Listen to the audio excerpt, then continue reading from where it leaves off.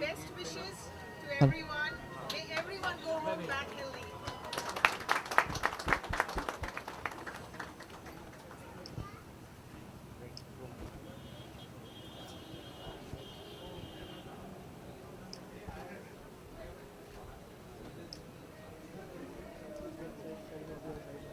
Very special.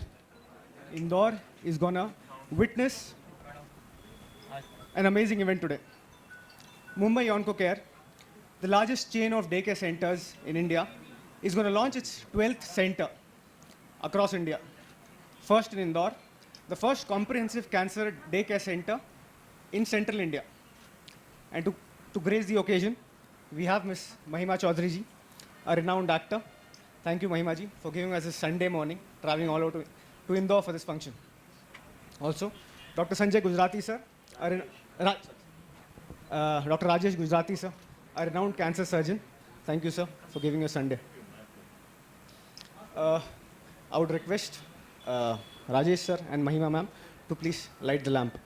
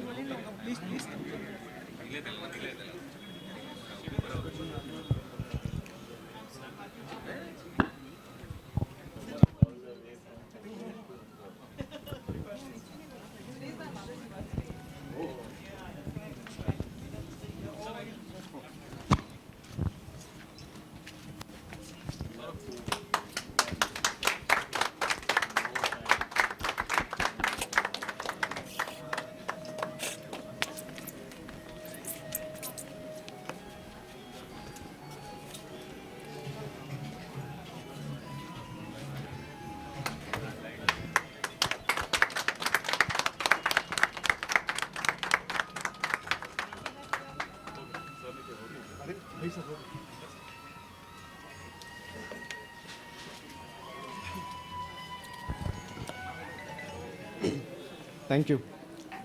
I'm a fan of Mahima ji, not just for her wonderful acting skills, but also for the fighting spirit she carries within. We all know the tragedy and the trauma that she must have undergone in the recent times. She was brave enough to fight it out and be an inspiration for many. I request Mahima ji to come forward for a brief story and give her blessings to MOC.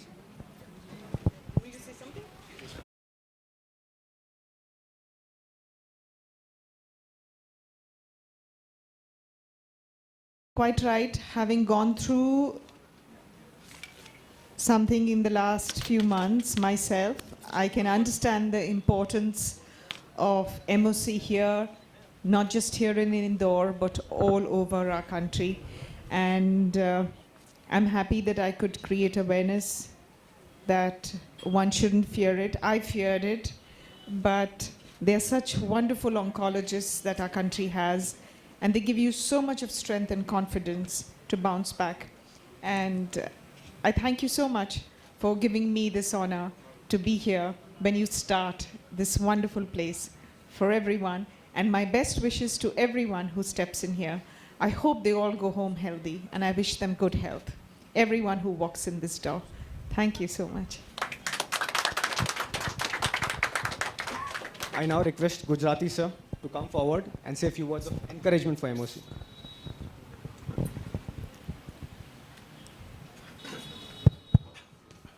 Good morning, everyone. It gives me immense pleasure to be here today on the auspicious occasion of inauguration of the Medical Oncology and Hematology Healthcare Center. I congratulate Dr. Vashish Baniar for having established this new center in Indore.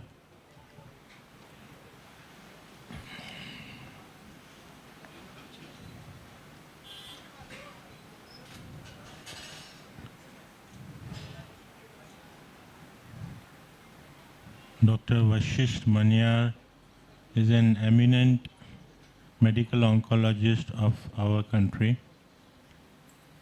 He has many publications and awards to his credit. He is one of the most accomplished medical oncologists of this country. He is both an innovator and a traditionalist, a rare combination which makes his performance all the more gratifying.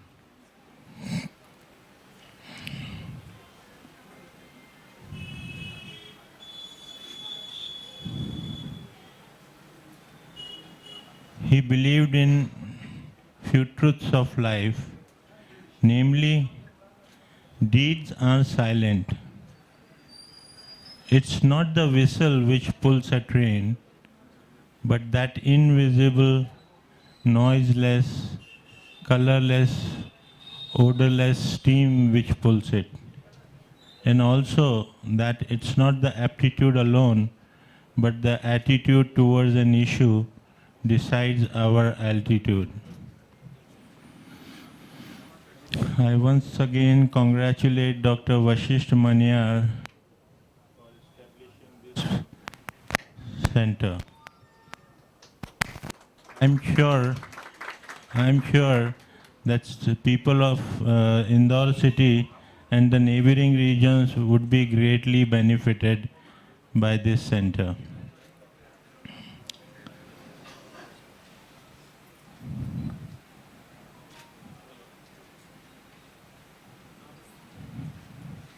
Dr. Vashisht Manyar is the founder of this medical oncology and hematology center. It was started many years ago in Mumbai, and they have been functioning under the banner of MOC. Their passion is to provide excellent medical oncology and hematology healthcare services across the country.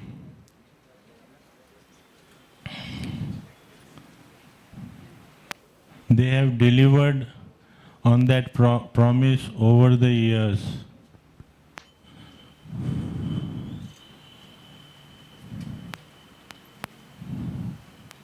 They function with complete commitment of their motto to cure, control, and palliate.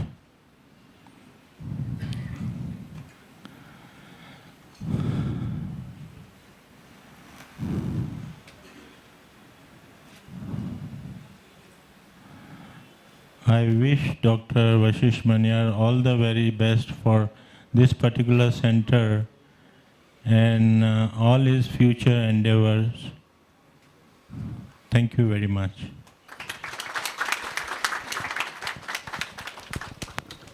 Now we have someone very special who I wish to call upon, Mrs. Vatsala Mehta.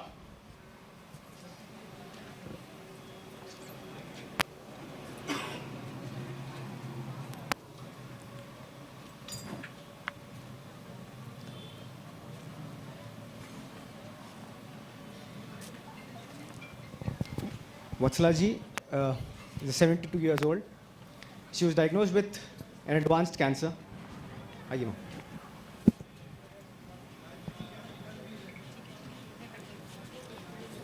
Vatsala ji was diagnosed with an advanced cancer, but her inner strength helped her defy all the odds. She underwent multiple lines of chemotherapy, followed by a major surgery. And now she's here with us, hale and hearty. MOC Indore would like to felicitate you, ma'am, for fighting spirit and encouraging other patients to fight cancer. आप कुछ बोलना चाहेंगे ma'am? हाँ,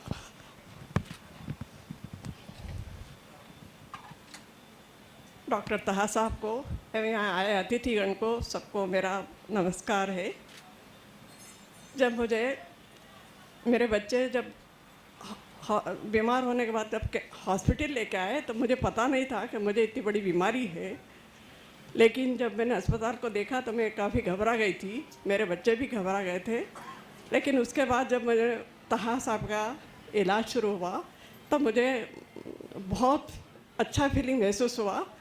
और मैं ऊपर वाला तो एक ईश्वर है ही सही, लेकिन दूसरा ईश्वर मैं एक डॉक्टर साहब को मानती हूँ जिन्होंने मुझे पुनर्जन्म दिया, और मैं उनको शत शत नमन करती हूँ।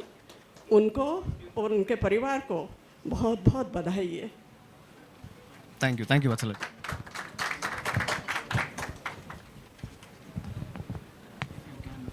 There's two. Thank you, Vatsala ji.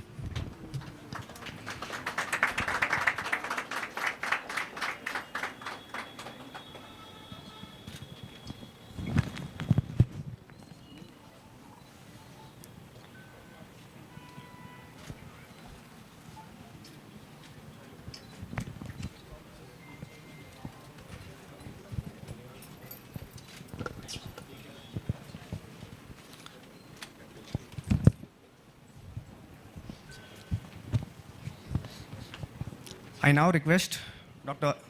Chandrasekhar Pete sir to come on stage and share with us the vision of MOC. Pete sir is a senior consultant medical oncologist from Nasik.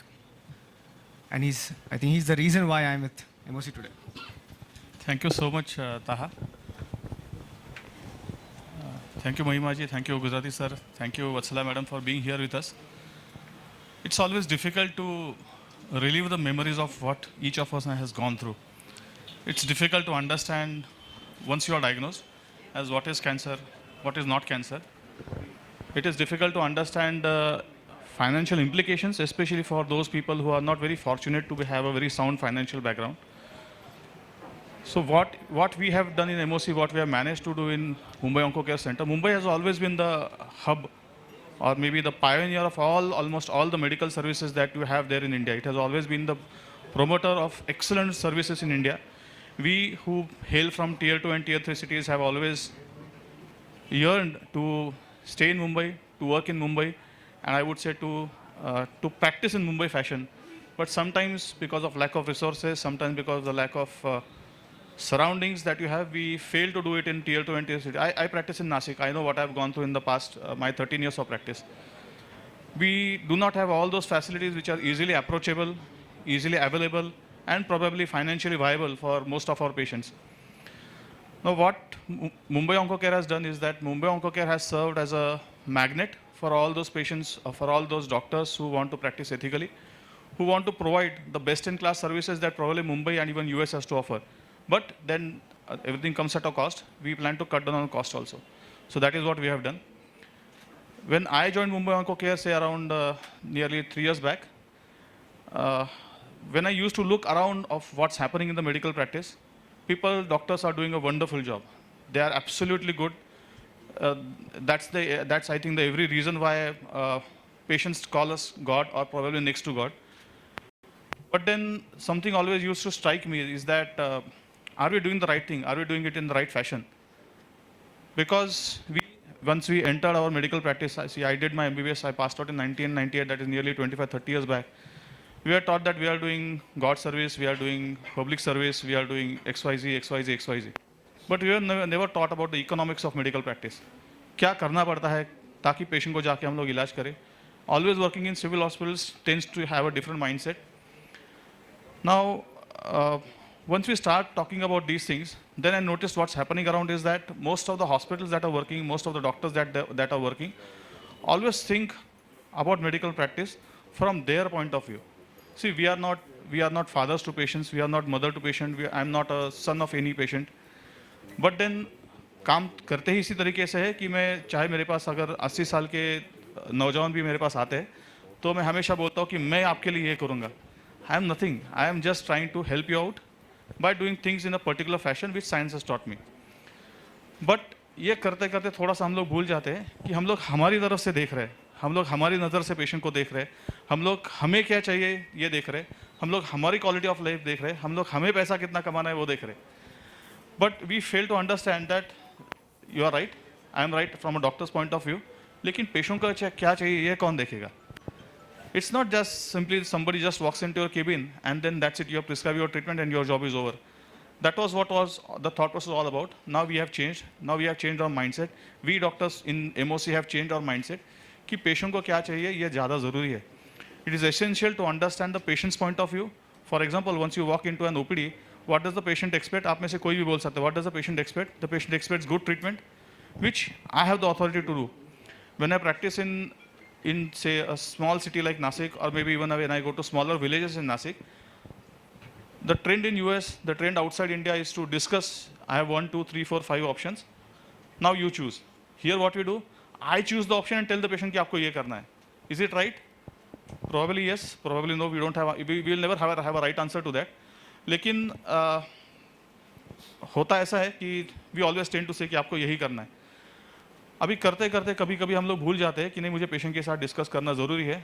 Seeing 100 patients a day, like we do in, say, like the center I passed out from Gujarat Cancer Research Institute, say Tata Memorial Hospital, afford wonderful treatment to patients. लेकिन patient को देने के लिए time किसी के पास नहीं है क्योंकि बहुत ज़्यादा पेशेंट देखने हैं. We are all good at heart but we are unable to understand the patient's heart. तो पेशेंट जब हमारे केबिन में आता है तो we show him on TV कि देखो ये आपके पास ये 1 2 3 4 5 6 ऑप्शन ये है, इसका ये फ़ायदा, इसका ये फ़ायदा, इसका ये फ़ायदा, इसका ये नुकसान है, इसका ये नुकसान है, इसका ये नुकसान है. And then you are the third point, इसका आपको इतना कॉस्ट पड़ेगा, इसका इतना कॉस्ट पड़ेगा और इसका इतना कॉस्ट पड़ेगा. Meaning that I am giving the patient options all under the blue moon to understand what is what, किसका क्या फ़ायदा और किसका क्या फ़ायदा नहीं है. Spending more money on treatment does not necessarily transform into better care, does not necessarily transform into better results. क्योंकि ये माइंडसेट है ना कि मैं 1 लाख खर्चा करूँगा तो ज़्यादा फ़ायदा मिलता है, 10 रुपये खर्चा करूँगा तो फ़ायदा कम मिलता है. But then I have to understand कि what is comprehensive cancer care. It is not all cancer care under one roof. It is not radiation unit, having a PET scan unit, having a XYZ, whatever you have in oncology under one roof. Comprehensive cancer care का definition मेरा कुछ अलग है. Comprehensive care का definition क्या है कि patient को अंडरस्टैंडिंग कितनी है, पेशेंट का माइंडसेट क्या है, पेशेंट के रिलेटिव्स का अंडरस्टैंडिंग क्या है, उनका माइंडसेट क्या है, what does the science talk about and what does psychology talk about. ये सबको मिक्स करके जो केयर बनेगा ना, that is comprehensive cancer care. It is not having all the facilities under one roof. So Mumbai onco care does this exactly the same thing. Second, once we analyze what we have gone through, what my patients have gone through, we realize that if a patient spends say 100 rupees in his bill, 90 rupees nearly goes to pharmacy. Less than 4 or 5 rupees comes into my pocket. Around 4 to 5 goes into the hospital's pocket. Meaning that if I want to help my patients who do not have or who are unfortunate to have a very humble social background, I have to cut down on pharmacy costs first. That is what we have managed to do in Mumbai Onco Care Center. अभी कोई भी patient को दवा बाजार में जाने का ज़रूरत नहीं, कोई भी पेशेंट को होलसेल मार्केट में जाके देखने का ज़रूरत नहीं कि आपको दवाई का क्वालिटी क्या मिल रहा है, खाली कम पैसे मिल रहा है बराबर है. But then are we looking at quality? We in MOC try to cut down on cost of standard drugs.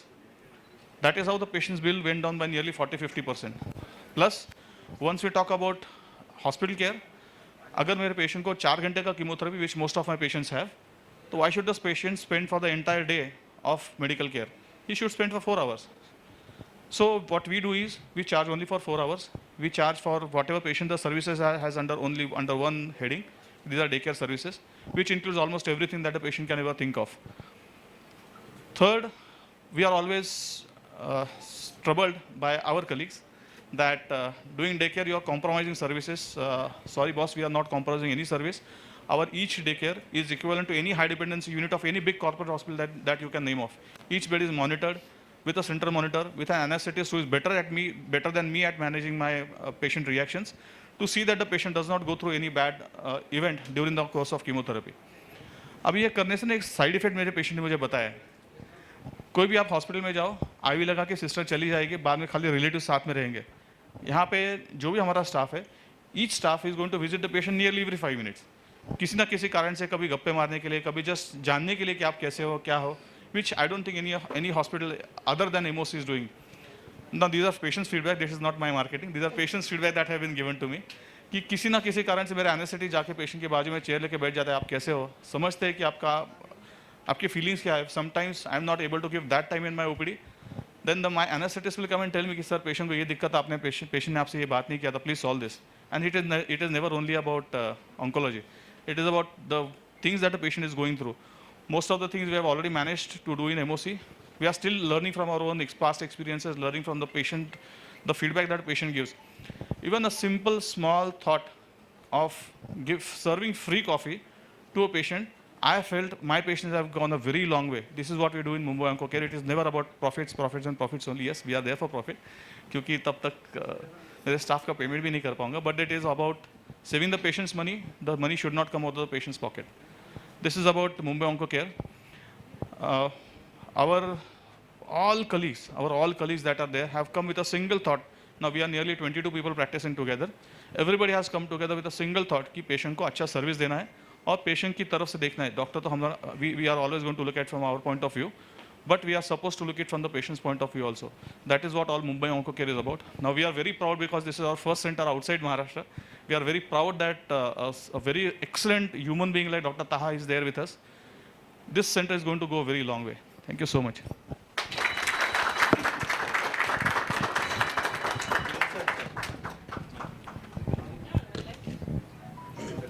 Thank you, Peter sir. We will progress to curtain raiser and make it an official announcement for MOC. I request Mahima ji and Gujarati sir, please come forward.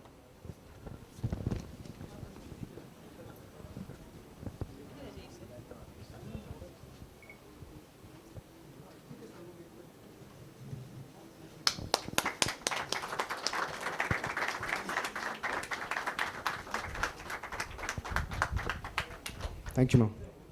We will have a look at MOC corporate videos now.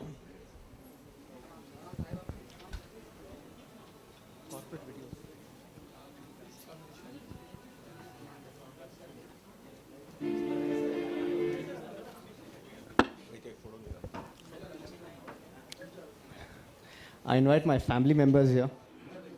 Unfortunately, my parents couldn't make it for the function. I have my father-in-law, my uncle, aunt, and my wife here. I think no event is complete without the family. We normally seldom miss them actually. And that's my daughter, Hosana.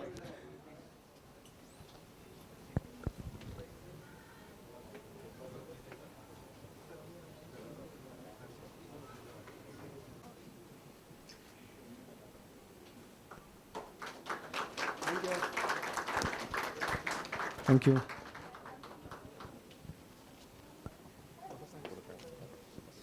I invite our CEO, Mr. Manish Jobanputra, to give the vote of thanks, please.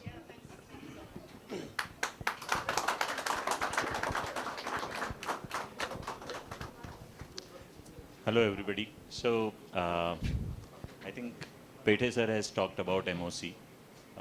As he mentioned, this is our first center outside Maharashtra. And we couldn't have imagined a better place than Indore to start our journey outside Maharashtra. So, I would like to, request everybody in Indore to shower their, love and, come to, if there is a need. I wish there is nobody has a need for this, but if there is a need, we have Dr. Taha here, who is, equipped to take care of everybody with the empathy and care which cancer care requires. And thank you everybody for coming. And I'd like to thank Dr. Gujarati sir for coming and gracing this occasion, and Ms. Chaudhary to come and grace this occasion. Thank you everybody.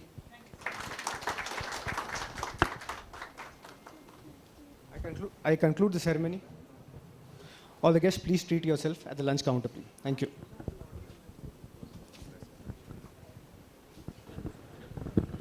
अच्छा सवाल पूछा आपने। जैसा कि doctor साहब कह रहे थे कि हम नहीं उम्मीद करते कोई किसी को भी हमारी सर्विसेज की ज़रूरत पड़े, लेकिन अगर पड़ेगी तो बहुत ख़ास सर्विसेज हैं यहाँ पे। सबसे पहले तो अपना जांच कराना, रूटीनली जांच कराना, वो आपके जो भी जांच का जो आपका क्षेत्र है वो बताएंगे आप क्या जांच कराना है, और बताएंगे कितने साल में कराना है, 1 साल में कराना है, 2 साल में कराना है। तो जांच करते रहना बहुत बहुत इम्पॉर्टेंट है, क्योंकि सब जगह आपको लिखा हुआ मिलेगा कि कैंसर आज क्योर हो सकता है, मतलब बुखार की तरह है।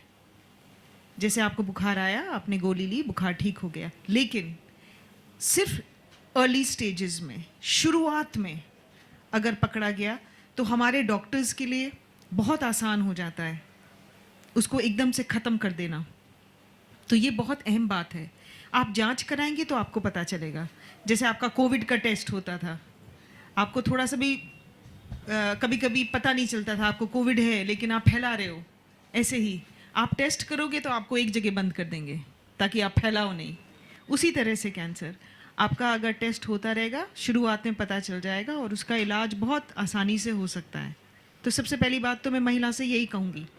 और ये सोचना कि 40, 50, 60 के बाद ब्रेस्ट कैंसर होता है, ये गलत है। ज़्यादा लोगों को तब होता है, लेकिन 19 साल की लड़कियों को भी होता है। और जब जवानी में होता है तो ज़्यादा ज़बरदस्त होता है।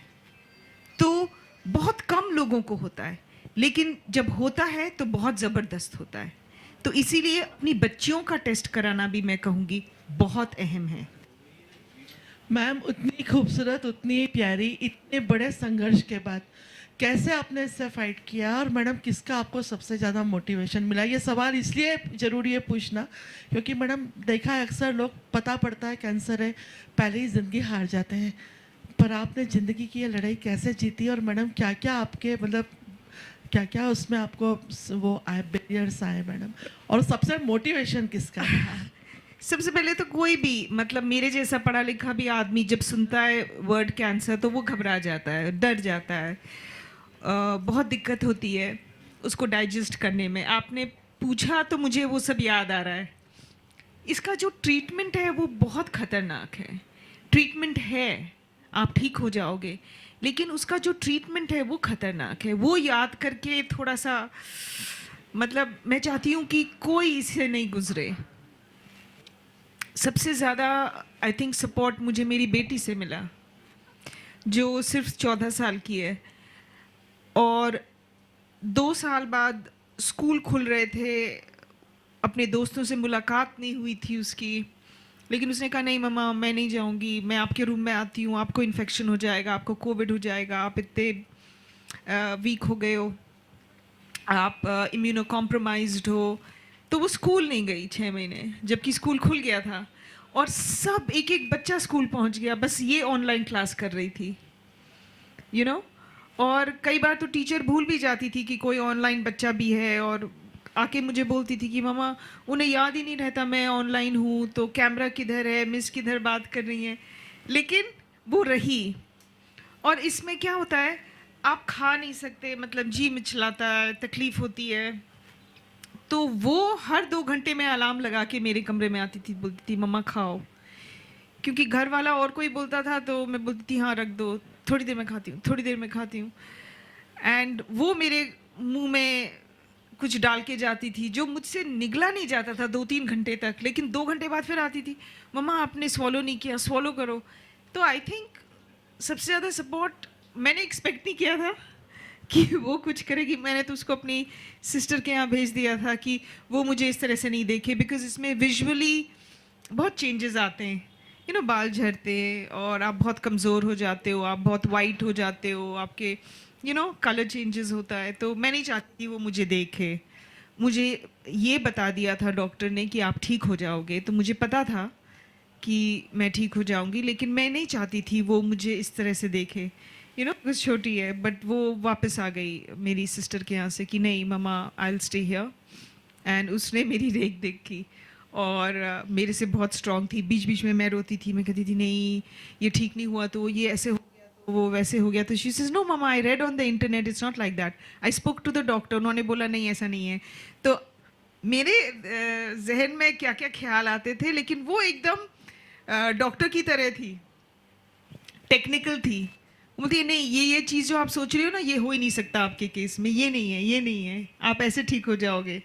तो वो बहुत कॉन्फिडेंट है, नोट्स लिख के रखती थी कि आप बिल्कुल ठीक हो गए हो ऐसे। तो उसने मुझे साइकोलॉजिकली, इमोशनली, फिजिकली बहुत सपोर्ट किया।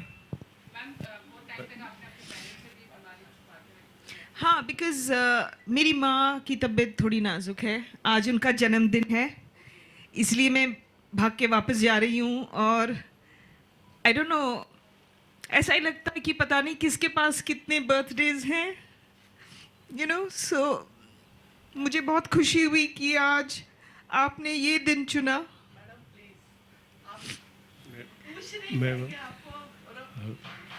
नहीं, अभी जो डॉक्टर साहब बोल रहे थे कि कैंसर सेंटर में बहुत इमोशनल सपोर्ट होगी, आप लोग मुझे देख के अभी तक सोच रहे थे कि कितनी स्ट्रॉन्ग है, बट आदमी हिल जाता है और उस टाइम की चीज़ें याद करके बहुत इमोशनल होता है। बिकॉज एक बहुत टफ जर्नी होती है, तो आई एम वेरी हैप्पी कि हमारे डॉक्टर्स एमओसी में इस चीज़ का ख्याल रख रहे हैं, पेशेंट्स से कॉन्वर्सेशन रख रहे हैं, उनको कीमोथेरेपी के टाइम कंटिन्यूसली इंगेज रख रहे हैं। ये बहुत छोटी छोटी बातें हैं, बट आई थिंक इससे जितना दवाइयों का असर होता है उतना ही असर इन सब चीज़ों से होता है। साइकोलॉजी बहुत बहुत इम्पोर्टेंट है। हाँ महिमा मेरी एक नहीं, और सबने यही कहा कि आपने अपने पेरेंट्स को क्यों नहीं बताया। मेरे पेरेंट्स बुजुर्ग हैं, तो मैंने सोचा डॉक्टर ने बोला है मैं ठीक हो जाऊंगी, तो मैं अभी इनको क्यों बताऊं, जब ठीक हो जाऊंगी तब बता दूंगी। तो वो तो अनुपम जी की आदत है, हम उनके साथ फिल्म शूट कर रहे थे तो उन्होंने वीडियो बनाना शुरू कर दिया और वो इंटरनेट पे डाल दिया, और 30 सेकंड्स के बाद मुझे पता लगा कि पापा ने फ़ोन पे देख लिया। तो फिर मैंने उनको कहा कि मैं ठीक हो गई हूँ और शूटिंग कर रही हूँ और इसलिए आपको नहीं पता। ही सिंह नहीं, मैंने अंत तक तुम्हारा वीडियो देखा और मैं बहुत रिलैक्स्ड हूँ कि तुम ठीक हो गई हो। आई सर आप गिर विर मत जाना, अभी मैं कल आऊँगी। तो डर लगता है पेरेंट्स जब महिमा। तो ये फिल्म है, उसका नाम है सिग्नेचर, और उसमें यही हॉस्पिटल्स और डॉक्टर्स और ऐसी ही कुछ मिलती जुलती कहानी है। तो आप सबको एमओसी के जितने लोग हैं एसोसिएटेड, आप लोग सिग्नेचर फिल्म ज़रूर देखिएगा, आपको अच्छी लगेगी। नहीं, मैं नहीं रो रही, मैं बहुत स्ट्रांग हूँ। नहीं, उस फिल्म में भी यही है कि ऐसा नहीं है कि हॉस्पिटल्स आपके दुश्मन हैं। कभी कभी आपको लगता है कि हमें यहाँ भेज रहे हैं, वहाँ भेज रहे हैं, ये लेके आओ, वो लेके आओ, बट इन सब झंझटों में ना लोगों को बहुत परेशानी होती है कि यहाँ साइन करवा के लाओ, डॉक्टर का प्रिस्क्रिप्शन नहीं है, अरे आपने वो पास नहीं बनवाया। ये सब चीज़ों से भी दिक्कत होती है। सिर्फ बीमारी एक अलग चीज़ है, और जो आपके साथ आते हैं वो बहुत परेशान हो जाते हैं और बोलते हैं कि अरे ये तो पहले बताया नहीं, हमें बताया नहीं कि ये होगा, 4 दिन रखेंगे, 2 दिन रखेंगे, कब डिस्चार्ज होगा, कोई कुछ बताता नहीं है। तो ये सब चीज़ें बहुत होती हैं पेशेंट्स के साथ। एंड अच्छा लगा कि डॉक्टर साहब आप लोग इस चीज़ को एड्रेस कर रहे हैं, बिकॉज एक जैसे आपने कहा डॉक्टर्स चाहते हैं आप ठीक होकर जल्दी घर चले जाएं, लेकिन उनके पास इतना प्रेशर होता है, हंड्रेड्स एंड हंड्रेड्स ऑफ लोगों को, किस को क्या बताए। बट अभी आपने टीम रखी है जो कम्युनिकेट करेगा, सो दैट इज़ वेरी। तो ये जो फिल्म है हमारी सिग्नेचर इसी मुद्दे पे डील करती है, और फिलहाल हमारे 2 साल इसी में गए हैं। सबके घर में से किसी ना किसी की तबीयत खराब हुई, कोई हॉस्पिटल गया, किसी का घर में इलाज चला कोविड के दौरान। तो ये सब चीज़ें सब गुजरे हैं, या तो अपने घर में या नेबर्स में या दूर के रिश्तेदार, सबके घर में एक ना एक इंसिडेंट तो हुआ है। तो आप लोग इस चीज़ से गुजरे हैं, तो वही सब चीज़ें हैं जो ये फिल्म डील करती है। मैडम मेरा एक सवाल मैडम। हाँ थैंक यू। बिल्कुल, अभी वैसे ही दबंग में आऊंगी। हाँ हाँ। महिमा मेरा एक प्रश्न है। महिमा एक बात बताओ, जब से आपको कैंसर हुआ उसके बाद लोगों की कितनी सहानुभूति पेशेंट के साथ रहती है, मेरा तो यही पूछना। अधिकांश तो यही कहते हैं कि इसको कैंसर हुआ, ईश्वर या क्या पोजीशन। ये एक्चुअली पहले मतलब इसको समझा नहीं था कैंसर को। आज कैंसर डायबिटीज़ से ज़्यादा ट्रीटेबल है अगर अर्ली स्टेज में पकड़ा गया। मैं ये बोलना चाहती हूँ, डायबिटीज़ के लिए आपको रोज़ एक गोली, रोज़ एक इंजेक्शन, रोज़ कुछ लेना पड़ेगा। और कैंसर का क्या है, शुरू में पकड़ा गया तो ट्रीटमेंट है, नए कैंसर्स का ट्रीटमेंट है जो पहले नहीं था। पूरे वर्ल्ड में एक ही ट्रीटमेंट है, एक ही दवाई है। जैसे बुखार होने पे आपको क्रोसिन देते हैं या डोलो देते हैं, ऐसे ही अगर आपको किसी एक तरह का कैंसर हुआ, एक तरह की दवाई मिलेगी आपको। चाहे आप यहाँ दवाई ले लें, चाहे बॉम्बे में जाके लें, चाहे नासिक में जाके लें या अमेरिका में जाके लें, दवाई एक ही है। तो अब लोगों को इधर उधर भटकने की ज़रूरत नहीं है, ये सब जगह एक सा ट्रीटमेंट है। हाँ, जो आपका सर्जन है, अगर आपका बहुत एडवांस्ड कैंसर है, वो आप अपनी तरह से ढूंढ के सबसे बढ़िया सर्जन के लिए आप कहीं जा सकते हैं। लेकिन दवाई तो बोतल में बंद आती है, एक ही तरह की आती है, तो आप किधर भी ले सकते हैं। तो अब लोगों को इधर उधर जाने की ज़रूरत नहीं है, और ये एक डेथ सेंटेंस नहीं है। लोगों को डरना नहीं चाहिए, मैं भी डरी जैसे मैंने कहा, लेकिन मुझे ये पूरा पता था कि बिना बात लोगों को घर में दोस्तों को बता के घबरा के कोई जरूरत नहीं है। मैं ठीक हो जाऊं, लोगों को बता दूंगी कि मेरे साथ ये हुआ था, मैं ठीक हो गई। क्योंकि 4 महीने लगने थे ट्रीटमेंट को, 4 महीने तक लोग फेंट हो जाते सुन सुन के, अरे हो गया, लोग डर जाते हैं, यू नो। तो मैंने कहा अब ये चीज़ ठीक होने वाली है, तो जिस दिन ठीक हो जाएंगे तो बता देंगे। तो मैंने घर वालों को भी इसीलिए नहीं बताया, क्योंकि वो मेरे से ज़्यादा घबरा जाते। तो मेरे ख्याल से ये ठीक है। और अकेले कुछ चीज़ फाइट करने में एक अलग स्ट्रेंथ मिलती है, मतलब अकेले तो नहीं, इतने सारे डॉक्टर्स थे, दवाइयाँ थी।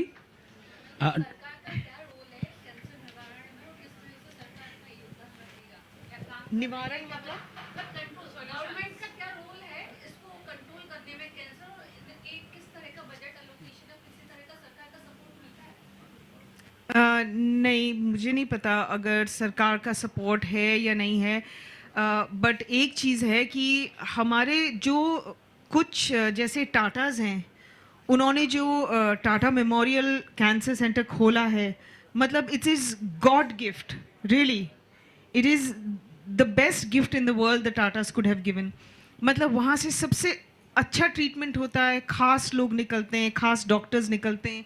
आपने भी टाटा मेमोरियल में काम किया है, तो ऐसे कई सारे मतलब क्या बोलते हैं, फ्री सेंटर्स हैं जो बहुत लोगों की मदद कर रहे हैं।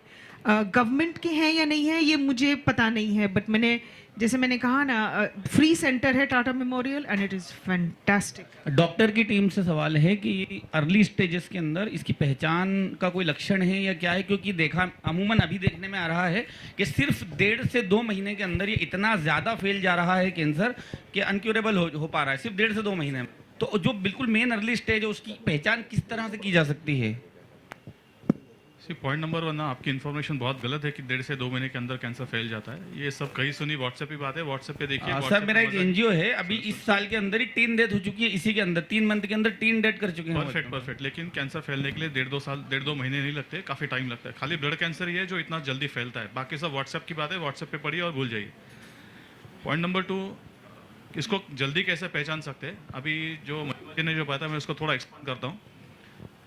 जब मैं किसी से भी बात करता हूँ या फिर हम लोग जब एक दूसरे के साथ बात करते हैं, तो आपको क्या चाहिए? आपको बढ़िया खाना चाहिए, बढ़िया घर चाहिए, बड़ा घर चाहिए, फर्स्ट क्लास इंटीरियर करना है, लेकिन अपनी बॉडी के इंटीरियर को कौन देखेगा? उसके ऊपर पैसा खर्चा कौन करेगा? And then sometimes somebody pops up and says कि नहीं ये सब ना डॉक्टर लोग बहुत पैसा लेते हैं, जेनरिक दवाई लो, ये करो वो करो। अरे भैया, हम लोग जो इस्तेमाल करते हैं 100 दवाई अगर मैं पेशेंट को रोज लिखता हूँ तो उनमें से 99 दवाई तो जेनरिक ही होता है। अभी जेनरिक मतलब आपको रास्ते की उठानी है या अच्छा जेनरिक लेना है, ये तो हर पेशेंट के अपने अपने पॉकेट की बात है जो करना चाहिए। सेकंड, कैंसर को जल्दी कैसे पकड़े? अपना हेल्थ चेकअप कराइए। मैं कोई इंश्योरेंस कंपनी का प्रमोटर नहीं हूँ, लेकिन हेल्थ चेकअप कराइए। हेल्थ चेकअप में बहुत सारी चीज़ें ऐसी उभर के सामने आती है जो बहुत छोटी, फॉर एग्जाम्पल ब्लड प्रेशर। जब मैंने मेरा MD किया तो मैंने रेलवे के कुछ लोगों का मैंने एग्जामिनेशन किया था। आई थिंक मैंने 2000 से ज़्यादा लोग देखे थे मैंने तब। तो 2000 में से करीबन 200 लोगों का ब्लड प्रेशर 180 या 200/120 130 था। उनको मालूम ही नहीं था मुझे ब्लड प्रेशर है। इसको मतलब स्क्रीनिंग बोलते हैं हम लोग। स्क्रीनिंग का मतलब क्या है कि आपको तकलीफ नहीं है फिर भी जांच करवानी है। जैसा डायबिटीज़ है, डेली कोई भी आप टेस्टिंग करने जाते हो, कोई भी हेल्थ चेकअप का पैकेज लेते हो, तो हम लोग ये नहीं देखते कि मुझे डायबिटीज़ है, हम लोग अपना पूरा हेल्थ चेकअप कराते हैं। तो उसमें से एक चीज़ कैंसर के लिए भी होनी चाहिए, depending on age. For example कोई लेडी अगर 50 के ऊपर है तो मैमोग्राफी तो कंपलसरी बनता है। सोनोग्राफी करते हैं, उसमें जल्दी ओवेरियन कैंसर ध्यान में आ जाते हैं। अभी कुछ पेशेंट्स है जो इसके लिए हाई रिस्क है, मतलब ये कि फैमिली में किसी को ऑलरेडी कैंसर हो चुका है, तो इन लोगों को थोड़ा सा ज़रूरत से थोड़ा सा ज़्यादा ध्यान देना चाहिए। काफ़ी बार मैंने ऐसे देखा है कि अगर कोई लेडी है जिसको ब्रेस्ट में छोटी सी गांठ है, आप इतने लेट मेरे पास क्यों आए? सर दुखती नहीं थी। अरे दुखती नहीं है तो इसलिए तो ध्यान देना है। दुखती है तो वो कैंसर होने की संभावना बहुत कम है, या फिर कैंसर ऑलरेडी थोड़ा सा बढ़ चुका है इसलिए वो दुख रहा है अभी। यूजुअली ना दुखने वाले गांठों को ज़्यादा ध्यान देना पड़ता है, ऐसी गांठ जो ज़्यादा समय तक है। लेकिन ये थोड़ा सा मैसेज गलत हो जाएगा अगर मैं बोलूँगा आपको कि हर चीज़ को आप ध्यान दो। हर चीज़ को ध्यान देना डेफिनेटली एसेंशियल है, not because it can be cancer but it can be something, right. अभी जैसे किसी को खांसी आ रही है, 2 महीना हो गया, 3 महीने हो गया, खांसी निपट नहीं रही है, तो सरकार ने जो नियम बनाए वो इस तरीके से बनाए कि ये टीबी हो सकता है। WHO की भी जो गाइडलाइंस है उसमें से वो इसमें टीबी दिखना चाहिए, ये निकाल दिया है। तो खाली 3 महीने का गांठ है, 3 महीने का खांसी है, उसमें से बलगम आ रहा है, उसमें से खून गिर रहा है, तो टीबी का दवाई दो, बराबर है। लेकिन 10 में से 1 पेशेंट को कैंसर हो सकता है, समझ गए। तो इसलिए इसका मतलब ये हुआ कि अपने को ज़्यादा ध्यान हर चीज़ पे देना चाहिए। 100 में से 99% it will not be cancer, लेकिन वो एक पेशेंट जो मिस होगा ना, वो हमें ज़िंदगी भर तकलीफ देगा कि इसका कैंसर मैंने जल्दी की स्टेज में मैंने मिस कर दिया, इसीलिए ये क्योर नहीं हुआ। इट इज़ अ मिसकॉन्सेप्शन, ये गलत इन्फॉर्मेशन है कि 1.5 से 2 महीने में कैंसर फैल जाता है। अपने को जब पता चलता है तभी ऑलरेडी कैंसर लेट हो चुका होता है, क्योंकि कैंसर बहुत लंबे समय तक बॉडी को, नॉर्मल शरीर को कोई तकलीफ नहीं देता है। सर इस सेंटर के बारे में जो भी इसके अंदर सुविधाएं मिलेंगी उनके बारे में थोड़ा सा बता दें प्लीज़। पहले मैं इतना सवाल थोड़ा सा ज़्यादा बात करता हूँ अबाउट गवर्नमेंट सर्विसेज। अभी गवर्नमेंट सर्विसेज जो भी है, आई नो वेरी वेल, क्योंकि आई am not a resident of Madhya Pradesh, resident of Maharashtra, तो वहाँ पे भी कुछ गवर्नमेंट सर्विसेज है, वहाँ पे भी कुछ अस्पताल है। जब मैंने पहले सिविल हॉस्पिटल में एप्लीकेशन दिया था कि मुझे मेडिकल ऑन्कोलॉजिस्ट करके आपके पास काम करना है, तो I was very surprise to know that there is not a single post approved post of medical oncologist in the entire government system, right. Meaning that government services को अभी काफ़ी आगे बढ़ना है। धीरे धीरे शायद गवर्नमेंट ये भी समझ गया है कि we are going to be service providers, we are going to be service payers then providers. मतलब ये कि हम लोग पेशेंट की जांच का, पेशेंट के इलाज का हम लोग खर्चा बेयर करेंगे। लेकिन सिस्टम बनाते टाइम मुझे ऐसा, ये मेरा मानना है, I can be very politically incorrect, लेकिन शायद इस तरीके से सिस्टम बनाया गया है कि गरीब में से गरीब पेशेंट को कुछ तो इलाज मिलना चाहिए, बराबर। इस तरीके से सिस्टम बनाया गया है। अभी ये सिस्टम में थोड़ी सी खामियां तो रहेंगी, क्योंकि अगर आप मास पॉपुलेशन के लिए कुछ डिज़ाइन करते हो तो कुछ तो खामियां तो रहेंगी। For example, you may not get the best possible treatment in government services, बराबर है। गवर्नमेंट के पास पैसा भी तो होना चाहिए इतना स्पेंड करने के लिए। अभी तो हेल्थ बजट बढ़ना शुरू हुआ है, we are spending more on defence than on health, which probably needs to improve still further. अभी कुछ योजनाएँ होती है, कुछ सर्विसेज होती है जिसके लिए गवर्नमेंट पे करता है, लेकिन उसमें मेरी खुद का एक बहुत बड़ा आक्षेप है। It's my humble request to government कि हमारे पास अगर कोई पेशेंट मेरे पास आता है तो उसके लिए बेस्ट क्या है, ये डिसाइड करने का अधिकार किसको होना चाहिए? आप बताइए किसको होना चाहिए? अनफॉर्चुनेटली डॉक्टर का अधिकार नहीं है। डॉक्टर के पास कागज़ है, ये एक बीमारी है तो ये इलाज करना है, हम लोग आपके लिए इतना पैसा देंगे। डिज़ाइन करते टाइम मुझे काफ़ी बार ऐसा लगता है कि ये थोड़ा सा गलत है। इसमें थोड़ा सा जो अधिकार जो थोड़ा सा डॉक्टर को होना चाहिए। अभी सभी तो एक जैसे नहीं होंगे, हमारे में भी कुछ खोटे सिक्के हैं जो इसका कुछ गलत फ़ायदा उठाएंगे, लेकिन वो हर जगह होता है। सो आई वुड से कि give doctor more freedom to decide what is good for the patient. We at MOC are trying to handle the financial aspect also, कि हम लोग पेशेंट से कम पैसे में ज़्यादा से ज़्यादा सुविधा कैसे दे पाए, इसको हम लोग ध्यान दे रहे हैं। But then people have to understand that we are working in private sectors with no government grants, with absolutely no government grant. इसलिए कुछ जगह पे लगेगा आप ज़्यादा स्पेंड कर रहे हो, कुछ जगह पे लगेगा नहीं, हम लोग बहुत चीपर देन अदर्स ऑल्सो, लेकिन ये थोड़ा बहुत तो ऊपर नीचे भटकता रहेगा थोड़ा। डॉक्टर साहब, ये एक तो कैंसर से बचाव कैसे हो, और दूसरा ये कि आजकल तमाम बाबा लोग भी कैंसर की दवाइयाँ और कैंसर ठीक होने के दावे कर रहे हैं, तो उस तरह के आयुर्वेद या जो दवाएं बेहतर बताने के दावे किए जा रहे हैं कि एलोपैथी से अच्छी ये दवाई है, इस बारे में आपका क्या कहना है? आप मुझे गलत सब्जेक्ट में खींच रहे हो, उसके बारे में बात नहीं करनी है, राइट। लेकिन फिर भी थोड़ा बहुत बोल देता हूँ आपको। कैंसर से बचाव हो सकता है, प्रॉबेबली नॉट। कैंसर से हम लोग बच नहीं सकते, क्योंकि ये निसर्ग का चक्र है, ये चलता रहेगा। मतलब ये कि जैसे आपकी उम्र बढ़ेगी वैसे कुछ ना कुछ तो बोलेगा। डायबिटीज़ बोलेगा मैं खाऊंगा, बीपी बोलेगा मैं खाऊंगा, कैंसर बोलेगा मैं खाऊंगा। तो जैसे महिमा जी ने बताया वैसे इंपॉर्टेंट है कि आप इसको समझो कि कभी ना कभी तो मैं मरने वाला हूँ, कभी ना कभी तो मेरी डेथ होने वाली है। But then I should die a comfortable death. जितना मुझे जल्दी पता चलेगा मुझे बीमारी है, मैं जल्दी से इलाज कर सकता हूँ। फॉर्चुनेटली अगर जल्दी से पकड़ में आए तो ठीक भी होगा पूरा। लाइक ब्लड प्रेशर के लिए तो आप जिंदगी में दवाई खाओगे, कैंसर की तो 6 महीने दवाई खानी है, तो ज़्यादा बेटर क्या होगा? कैंसर की बीपी। सेकेंड, साइड इफेक्ट के बारे में जो महिमा जी ने बताया, थोड़ा सा मैं उसको एक्सपांड करता हूँ। पहले दिन डॉक्टर के साथ में कम्युनिकेशन होना इज़ एब्सोल्युटली एसेंशियल। इसलिए मैं तो गुजरात कैंसर रिसर्च इंस्टीट्यूट से पास आउट हुआ। I know what we have done, I know what the institute does, what role the institute plays in making us good doctors. लेकिन कुछ खामियां हैं कि अगर मुझे दिन में 100 पेशेंट देखने हैं तो मैं सबको टाइम नहीं दे पाऊंगा, और टाइम नहीं दे पाना ये कैंसर में सबसे बड़ा थोड़ा सा तकलीफ वाला काम है। कैंसर देखो कोई चांद से तो अपने शरीर में आया नहीं है, कैंसर तो मेरे शरीर का पार्ट है जो मेरे खिलाफ बर्ताव कर रहा है। तो अगर मैं उसको मारने के लिए मैं कोई दवाई दे रहा हूँ, जैसे कीमोथेरेपी दे रहा हूँ, तो बाकी शरीर को तकलीफ देगा ना, क्यों नहीं देगा, क्योंकि मेरा ही शरीर है जिसको मैं मारने की कोशिश कर रहा हूँ। तो ये जो भी मैडम ने बताया कि नौशिया हो सकता है, वॉमिटिंग हो सकता है, ये सब कीमोथेरेपी का खेल है जो कुछ टाइम के लिए।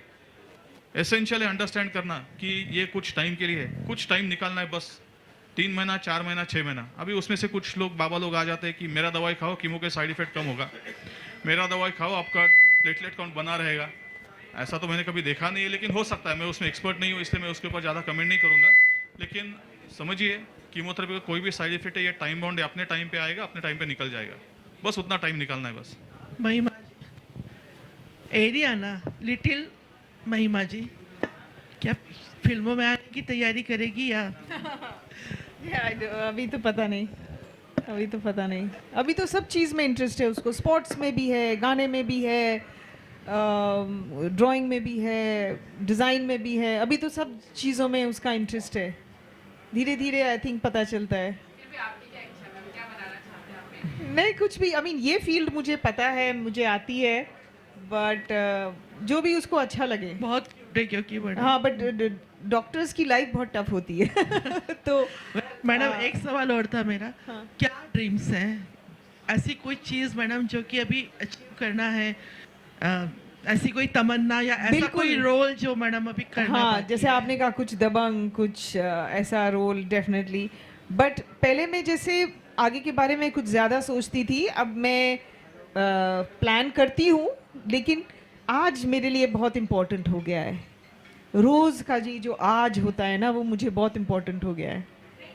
मैं ज़्यादा खुश रहती हूँ। जैसे कि आपकी की तरह कई महिलाएं होंगी जिन्हें कैंसर होगा अभी भी और जंग लड़ रही होंगी, कई फैमिली होती है जो थोड़ी सी हार जाती है, कहीं ना कहीं मायूस हो जाती है कि अब क्या होगा, या वो खुद भी जो पीड़िता होती है वो खुद भी कहीं ना कहीं अपना वीक महसूस करती है, लाइफ खत्म हो चुकी है टाइप का सोच कर जाती है। और उनके लिए मैं हिसाब से जानना चाहूँगी कि किस तरह से उनको जंग लड़नी चाहिए, क्या ध्यान रखना चाहिए, और मैम फैमिली को किस तरह से स्ट्रॉन्ग बन के रहना चाहिए ताकि वो उस पीड़िता को, मतलब पेशेंट को उससे उभार पाए, बाहर ला पाए। मैं यही कहूँगी कि आजकल इंडिया में ट्रीटमेंट बहुत अच्छा है और दवाइयाँ बहुत अच्छी हो गई हैं, रिसर्च बहुत दूर तक पहुँच गया है। 10 साल पहले जिनको मौका नहीं मिलता था ज़िंदगी में, आज की जो दवाइयाँ हैं वो आपको दोबारा मौका देती हैं। और खाली इसका जो ट्रीटमेंट है थोड़ा सा डिफ़िकल्ट है, लेकिन इससे बाहर आप निकल गए ना तो नष्ट कर देता है ये आपका, तो आप जीतोगे। जितनी भी लेडीज़ लड़ रही हैं सब जीतेंगी ये जंग, इसीलिए जंग बोलते हैं, बिकॉज इसका जो ट्रीटमेंट है वो थोड़ा सा डिफ़िकल्ट है, बट दवाइयाँ बहुत अच्छी हैं, तो they will all cover. I wish them all the best. महिमा जी, जिस तरीके से जो बॉलीवुड है वो आगे बढ़ते जा रहा है, अभी देखा जा रहा है कि लगातार वेब सीरीज का दौर भी जारी है, किस तरीके से देखते हैं मूवी ज़्यादा बेटर है अभी की जो वेब सीरीज की लगातार जो दौर जारी है वो, क्योंकि आजकल के जो यंगस्टर है वो वेब सीरीज की तरफ ज़्यादा झुकाव देखने के लिए मिल रहा है? नहीं, क्योंकि आई थिंक अभी लॉकडाउन था, लोगों का मन नहीं था और वैसे भी थिएटर्स बंद थे, तो आई थिंक अब धीरे धीरे वापस, अब इंडिया में और क्या करेंगे आप शाम को, या तो क्रिकेट देखने जाएंगे किसी दिन छुट्टी मनाने के लिए, या फिर पिक्चर देखने जाएंगे। हम लोगों का यही 2 पैशन है, तो I think definitely films theatre में देखना एक बार फिर शुरू हो जाएगा, मुझे लगता है। आजकल एंटरटेनमेंट के लिए और माइंड फ्रेश करने के लिए फिल्मों की तरफ या वेब सीरीज या फिर कुछ ऐसे कॉमेडी सीरियल्स या फिर कॉमेडी मूवी की तरफ लोग ज़्यादा ध्यान आकर्षित होता है, तो आप किस तरीके से देखते हैं कि आगे इसी तरीके की मूवी और आना चाहिए, या फिर जिस तरीके से पहले की जो मूवियाँ चलती थी एक लव समथिंग एक स्टोरी पैटर्न में, कि वही वो भी चलना चाहिए? मुझे तो खुद कॉमेडी पसंद है। अभी इस वक्त मेरे फ़ोन पे मैं सिर्फ वो जो स्टैंड अप कॉमेडी जोक्स मारते रहते हैं ना, मैं सिर्फ वही देखती रहती हूँ 24 आवर्स। मैं सिर्फ हंसना चाहती हूँ, तो आई डोंट नो लोगों का मूड क्या है, बट मुझे तो सिर्फ कॉमेडी देखना है ना, तो हाँ, yes comedy. I think thank you everyone. Thank you press for giving your time. Thank you very much.